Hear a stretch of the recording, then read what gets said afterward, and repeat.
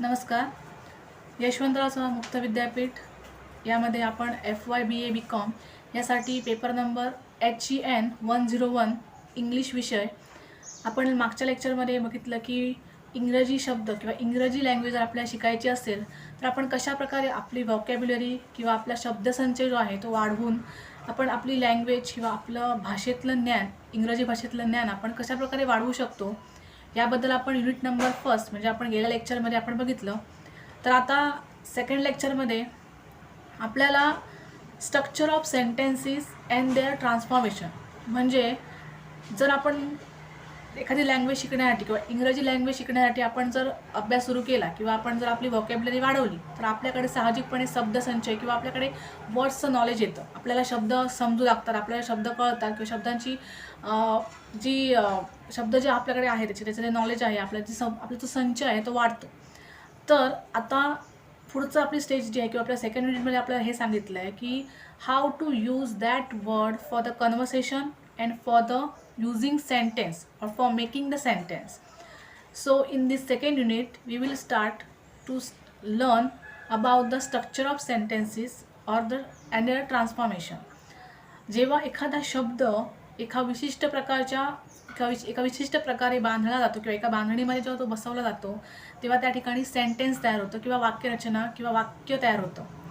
Same like that त्या वाक्य जे बनतं किंवा इंग्रजीमध्ये वाक्य बनताना कुठल्या प्रकारे किंवा कोणत्या गोष्टींची आवश्यकता असते तर ते आज आपण या सेकंड युनिटमध्ये बघणार आहोत. आणि वाक्यांचे प्रकार कोणते means different types of sentences which can be use in our daily life और we can use it for increase our good knowledge of English language और good knowledge of sentences also about the first study of English. So in the first pattern, that is the three basic pattern of the sentences in the English language we can find that is the words is very important for or very म्हणजे कुठल्या पण लँग्वेजमध्ये जर आपण एखादी भाषा शिकायला गेलो तर ती भाषा शिकण्यासाठी आपल्याला भाषेचं त्या ज्ञान असणं आवश्यक असतं किंवा त्या भाषेतील शब्द आपल्याला माहीत असणे आवश्यक असतात. जर आपण इंग्रजी भाषेचा अभ्यास सुरू केला आणि आपल्याकडे समर्पक असे शब्द जर आपल्याला मिळाले किंवा आपल्याकडे शब्दसंचय जर झाला तर how we use that all words in the basic structure to making the sentence. म्हणजे जे वर्ड्स असतात ते एका विशिष्ट बांधणीमध्ये बांधले किंवा विशिष्ट बांधणीमध्ये जर ते मांडले आपण तर त्यापासून वाक्यरचना तयार होते किंवा वाक्य बनतात किंवा सेंटेन्स बनतात. आता यामध्ये सर्वप्रथम in English language we can find the subject and the verb. Subject means कर्ता अँड वर्ब मीन्स क्रिया. आपण जी क्रिया करतो दॅट्स कॉल्ड द वर्ब. आता आपण समजा एखादा just we are taken one example that is the birds fly. Here a birds are the subject and fly it is the action means it is a verb. Birds fly पक्षी उडतात म्हणजे subject झाला इथे पक्षी and they are flying so it's showing the action किंवा it is a verb. आता या birds fly हे दोन आपण वर्ड्स घेतले किंवा दोन जर शब्द आपण घेतले and with using that two words we can making more sentences easily. So how can we make that sentences? Now we see that two words that is the birds fly या दोन वाक्याला आपण समजा इतर अनेक वाक्य अशी जोडली किंवा इतर असे काही शब्द जोडले ज्या शब्दाचा वापर आपण केल्यानंतर एक नवीन मिनिंगचं सेंटेन्स तयार होतं. पण हे जे मूळ शब्द आहेत म्हणजे तो सब्जेक्ट आणि जो वर्ब जो आहे जी क्रिया जी आहे ती मात्र तीच राहते. फॉर एक्झाम्पल आपण पहिलं बघितलं द बर्ड्स फ्लाय. याच्यामध्ये आपण सपोज ॲड केलं 3 बर्ड्स फ्लाय. आता इथे 3 birds means they are showing the number of birds. Total birds किती होते तर 3 बर्ड्स फ्लाय. आपल्याला एक नवीन वाक्य मिळालं 3 birds fly. Second thing is that the birds fly in the sky. आता आपल्याला हा समजा विचार किंवा आपल्याला प्रश्न पडला की बर्ड्स कुठे उडत आहेत. The birds fly in the sky. This is the third sentence. म्हणजे द बर्ड्स फ्लाय सब्जेक्ट आणि क्रिया ह्या दोन आपण वर्ड्सपासून आपण दोन वाक्य बनवली. पहिलं आपण बनवलं 3 बर्ड्स फ्लाय म्हणजे त्या वाक्यातून आपल्याला किती बर्ड्स उडत आहे किंवा आपल्याला नंबर समजले त्या बर्ड्सचे किंवा 3 नंबर्स किंवा 3 birds are flying in the sky. Second is that the birds flying in the sky. हे बर्ड्स कुठे उडत आहेत तर स्कायमध्ये उडत आहेत.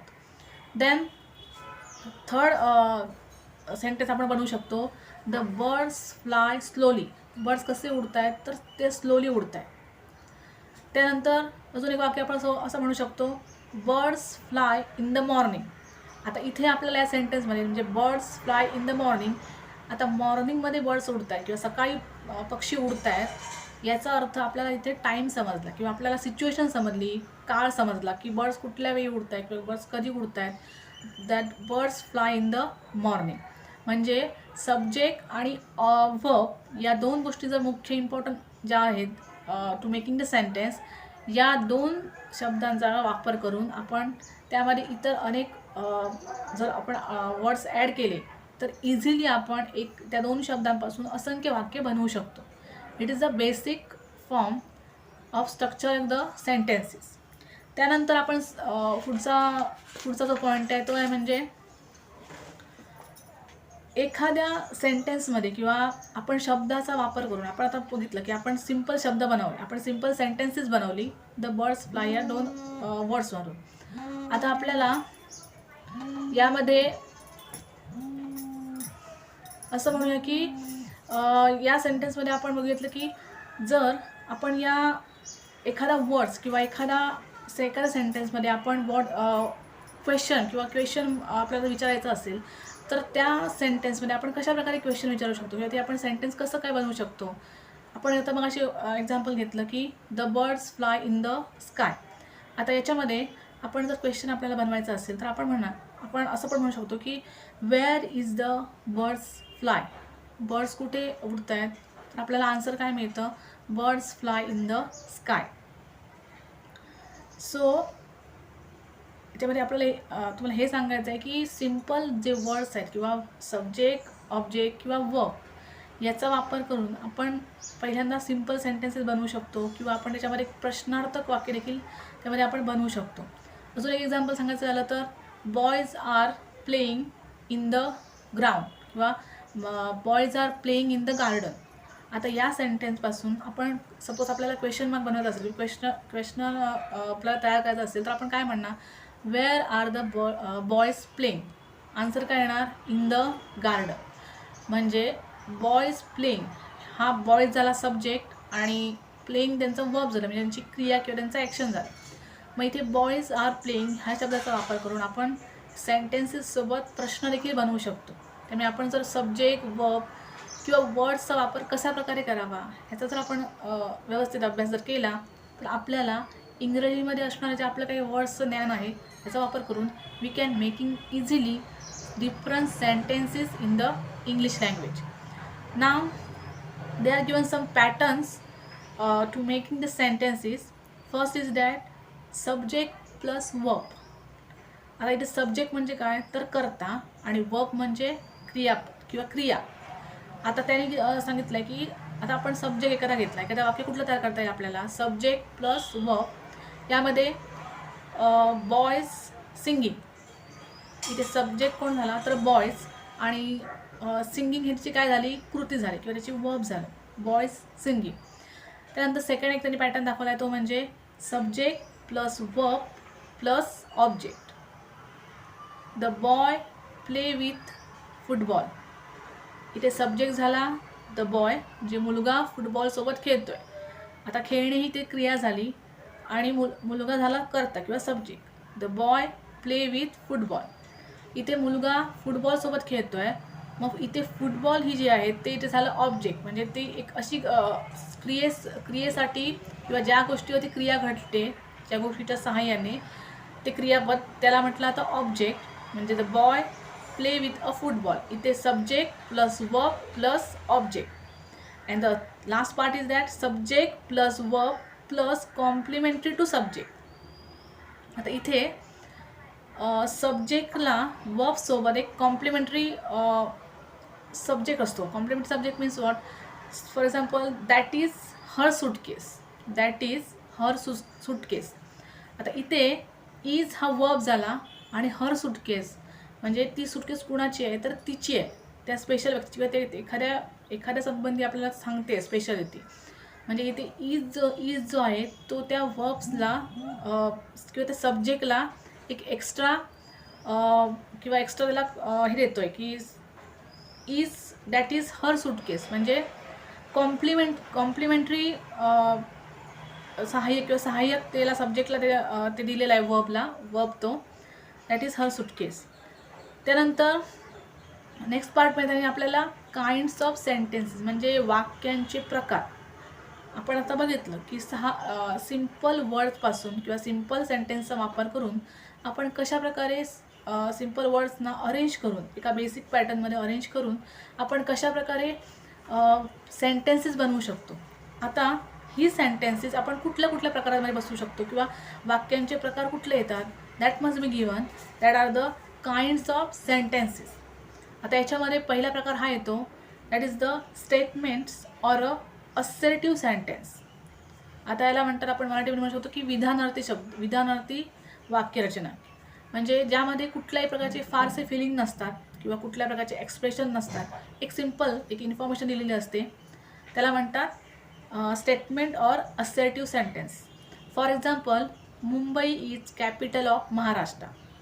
आता महाराष्ट्राची कॅपिटल कोण आहे तर मुंबई आहे. ही एक जस्ट सिम्पल थिंग आहे किंवा सिम्पल एक माहिती आपल्याला दिलेली आहे. या वाक्यामध्ये कुठल्याही प्रकारचे फिलिंग्स नाही आहेत किंवा प्रश्न विचारला गेला नाही आहे किंवा कुठलाही आज्ञा नाही आहे. जस्ट सिम्पल सेंटेन्स आहे, Mumbai is capital of Maharashtra. आता त्यानंतर Tokyo is the capital of Japan. Same like that, Tokyo पण कोणाची राजधानी आहे जपानची. आता याच्यामध्ये आपण प्रश्न पण नाही विचारला किंवा कुठले असं इतर अदर फिलिंग्स याच्यामध्ये ॲड नाही आहेत. This is just given the information in simple statement. त्यानंतर सेकंड पार्ट दिला तो म्हणजे क्वेश्चन्स ऑर इंट्रोगेटिव्ह सेंटेन्सेस. आता हा वाक्याचा प्रकार असा आहे ज्यामध्ये किंवा ज्या सेंटेन्समधून प्रश्न निर्माण होतो किंवा ज्या सेंटेन्समध्ये प्रश्न विचारला जातो. For example, what are you doing, are you happy. हे प्रश्नार्थक झाले किंवा हे प्रश्न म्हणून विचारले जातात. याच्यामध्ये जर आपण हे वाक्य उच्चारलं तर आपल्याला सहजपणे लक्षात येतं की that are asking the question means they wants reply from you. मग अशा आपण बघितलं स्टेटमेंटमध्ये just they are given information that is Mumbai is capital of Maharashtra. याच्यामध्ये आपल्याला फक्त माहिती मिळाली किंवा आपल्याला एक जस्ट वाक्य आपण वाचलं.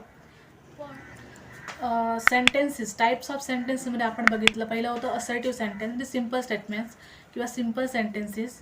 त्यानंतर सेकंड टाईप तो म्हणजे क्वेश्चन ऑर इंट्रोगेटिव्ह सेंटेन्सेस. यामध्ये किंवा या प्रकारामध्ये आपण बघतो की त्याच्यामध्ये क्वेश्चन विचारले जातात.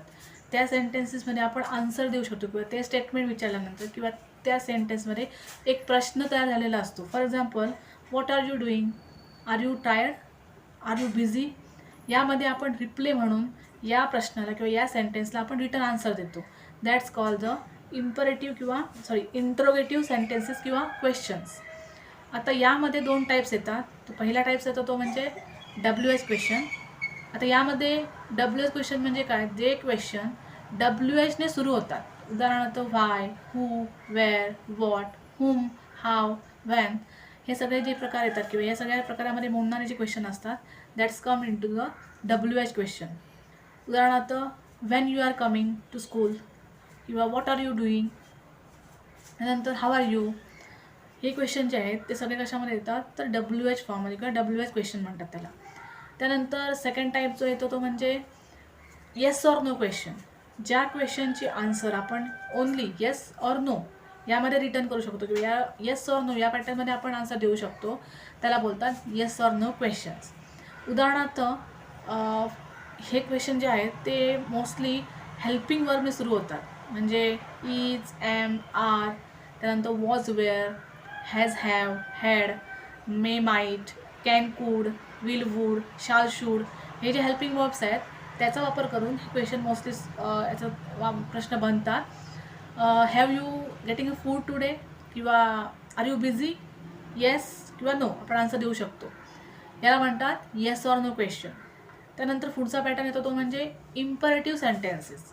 इम्परेटिव्ह सेंटेन्समध्ये आपल्याला काय कळतं तर इम्परेटिव्ह सेंटेन्समध्ये फिलिंग्स दाखवल्या गेलेल्या असतात किंवा असं म्हणूया आपण The sentences which became the sentences which made or which used to show order, command, suggestion, then direction किंवा ऑर्डर म्हणा, इन्स्ट्रक्शन असतात ज्यामध्ये that all sentences come as the imperative sentences. आता याचं एक्झाम्पल असं म्हणूया बघा, please go and sit down किंवा come here, can you give me your book, ज्यामध्ये रिक्वेस्ट आली. त्याप्रमाणे ज्या सेंटेन्समध्ये आपल्याला डायरेक्शन, सजेशन, ऑर्डर आणि समजते त्याला काय म्हणतात तर इम्परेटिव्ह सेंटेन्सेस, म्हणजे सूचक करणार किंवा याच्यामधून आपल्याला ह्या गोष्टी समजतात त्याला बोलतात इम्परेटिव्ह सेंटेन्सेस. पुढचा पॅटर्न आहे तो म्हणजे एक्सक्लेमेटरी सेंटेन्सेस, उद्गारवाचक वाक्य. याच्यामध्ये आपण मराठीमध्ये आपण बघतो की अतिशय एखादा आपल्याला आनंद झालेला असेल किंवा एखादी गोष्टी आपल्याला एक्सप्रेस करायची असते, मग ते सॉरो असेल, सॉरो किंवा हॅपीनेस आपला असेल, आपला जॉय असेल, आपले जे फिलिंग्स असतात that must be express very strongly, that's called the exclamatory sentences. They are given example like that, oh what tragedy, किती दुःखदायक गोष्ट होती, किंवा हाऊ ब्युटिफुल इट इज. यामध्ये आपल्याला समजतं की किती सुंदर प्रकारे सुंदर एखादी बाग आहे किंवा किती सुंदर आहे.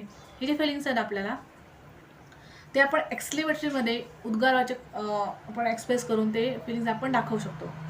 आता असर्टिव्ह सेंटेन्सेस जे आहेत म्हणजे साधी विधानं जी आहेत ती आपण एक्सक्लेमेटरीमध्ये कशी करू, किंवा एक्सक्लेमेटरी सेंटेन्स जी असतात ती आपण असर्टिव्ह कशी करायची.